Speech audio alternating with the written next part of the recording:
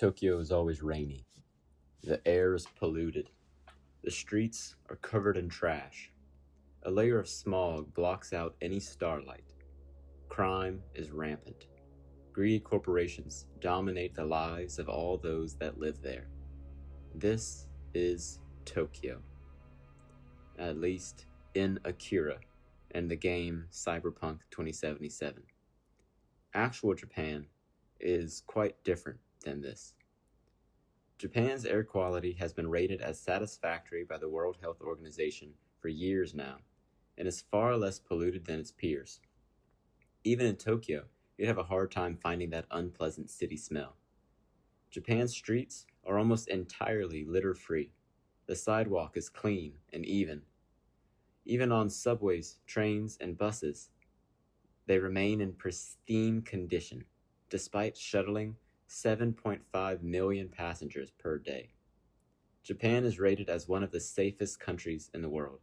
The rate of crime in Japan is less than half of that in the United States. As for greedy companies, Japan is far from being a corporatocracy. In fact, businesses and organizations are viewed favorably in Japan, and they are thought to act benevolently towards society. Many of these positive characteristics of Japan can be attributed to its collectivist culture. Collectivist cultures are those that hold collectivist values.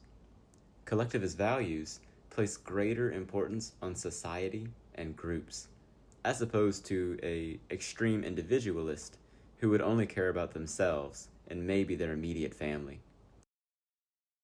Collectivism or individualism is much less of a binary and more of a spectrum.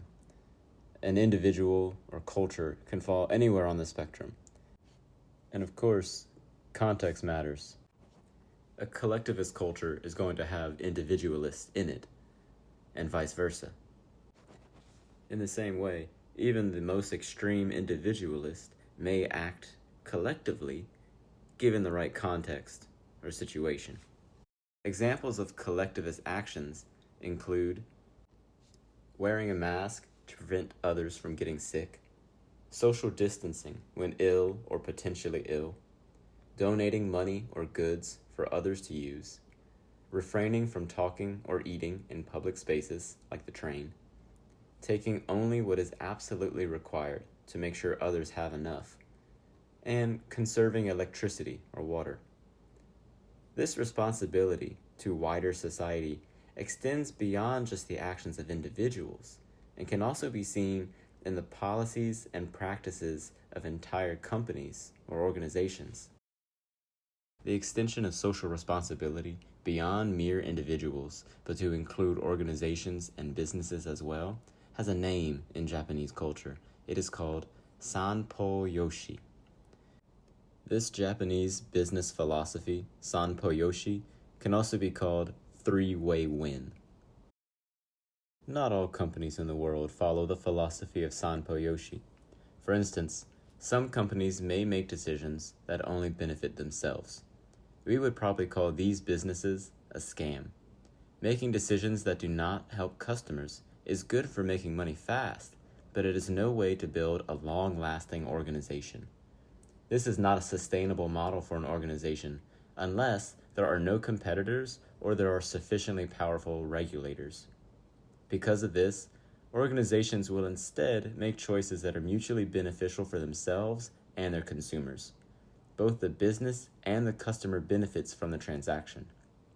Even still, the benefit may be unequal, either in the business's favor or in the customer's favor. The philosophy of Sanpo Yoshi offers an alternative to the both of these. Organizations in line with Sanpo Yoshi will consider their own profit, the benefit to the consumer, and the benefit to broader society. This shift in priorities can also be discussed in terms of stakeholder capitalism. As an example, imagine an American company finds that they can save money by switching to new light fixtures in their parking lots. These lights are extremely bright and pointed almost horizontally to get the maximum coverage with the fewest installations. As a result of their brightness and angle, however, the surrounding houses complain about difficulty sleeping without blackout curtains.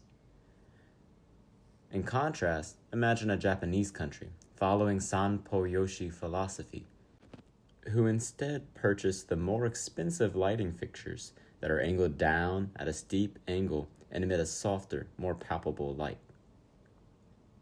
Here's another example. Imagine a nightclub in Asia that play their music loudly and late into the night. The surrounding households have complained, but the city police find that the nightclub is within their right to continue at the current volume. The city issues no fines.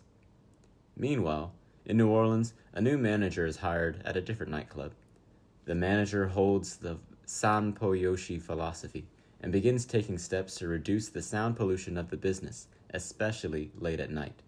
Without pressure of lawsuits or fines, the manager begins to better insulate the walls and windows of the nightclub, adjust the volumes of the music, and check in regularly with the neighborhood through surveys and meetings.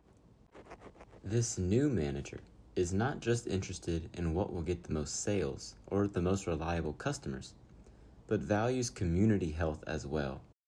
The tradition of Sanpo Yoshi is often credited to have began with the Omi merchants of the Edo era Japan.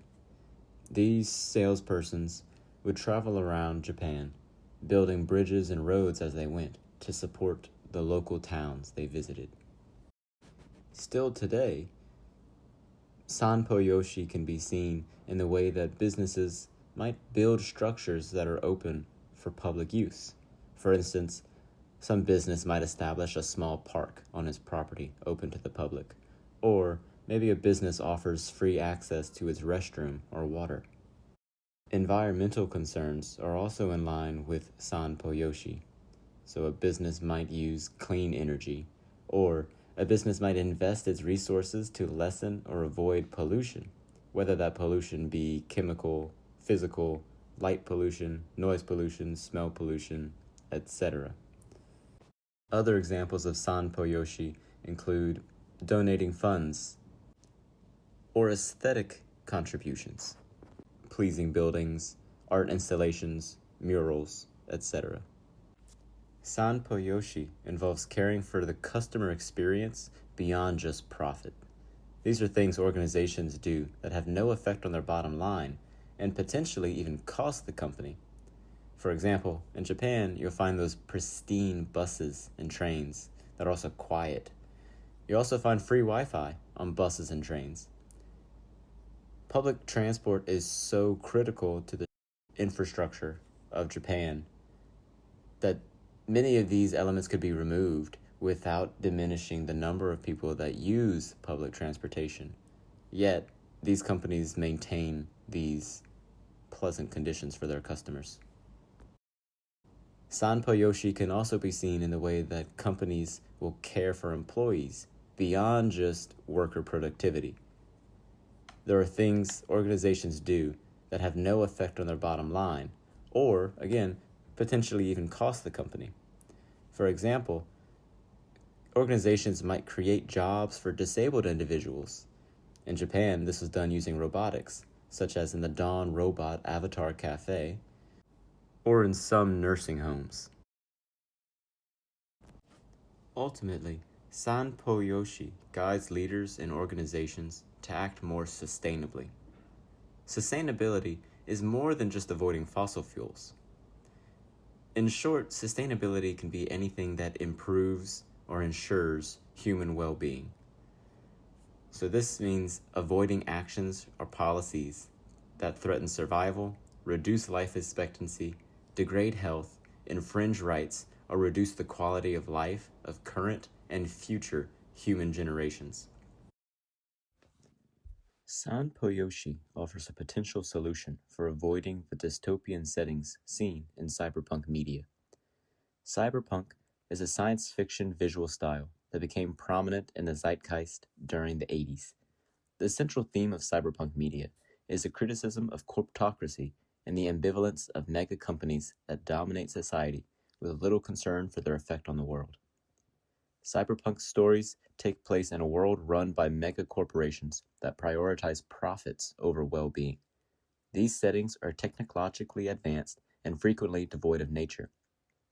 Cyberpunk stories typically take place in megacities where pollution, need, and oppression are prominent. A major theme is advanced technology, but devastatingly poor quality of life. Technology is used to benefit hyper-capitalistic corporations rather than being used to support the well-being of human populations.